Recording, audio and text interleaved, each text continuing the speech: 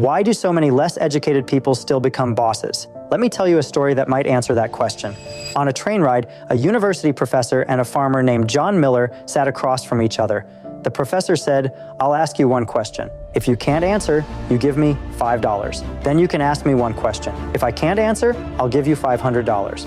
John agreed with a smile. The professor went first. "How far is the moon from Earth?" John thought for a moment, but couldn't come up with an answer. So he quietly handed him $5. Then John asked, "What animal has 3 legs going up a mountain and 4 legs coming down?" The professor thought hard and harder, but couldn't come up with an answer. Finally, he had no choice but to hand John $500.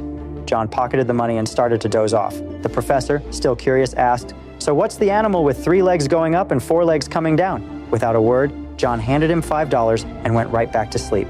The professor sat there, stunned. The difference was in how they approached the problem. That's why so many people with little formal schooling can still end up as the boss. A few years later, John's business was doing well.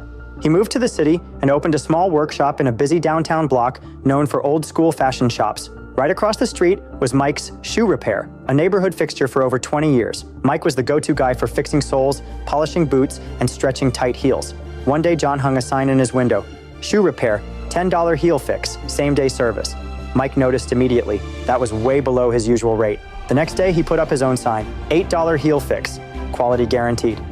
Soon, more people were showing up in the area with broken shoes, but John wasn't done. $6 heel fix, fast, friendly, fabulous. Now Mike was irritated. He hadn't faced competition like this in years. He lowered his price again. $5 heel repair, nobody beats this price. At this point, even more people were flocking in to get their shoes fixed. Then John changed his sign one more time. $4 heel fix, limited time.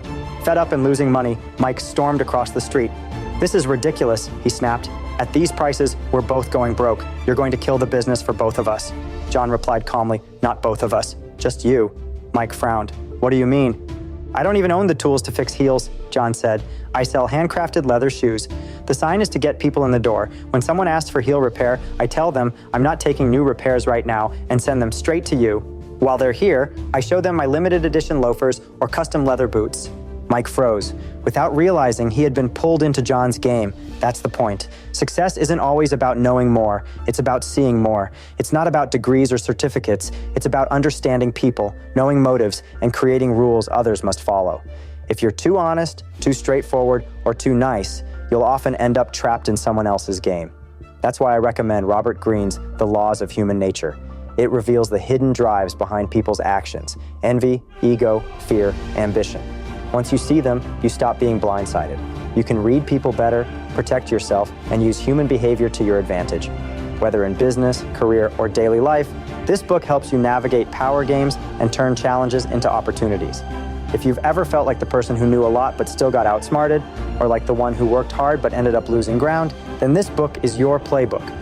Check it out in the orange cart below.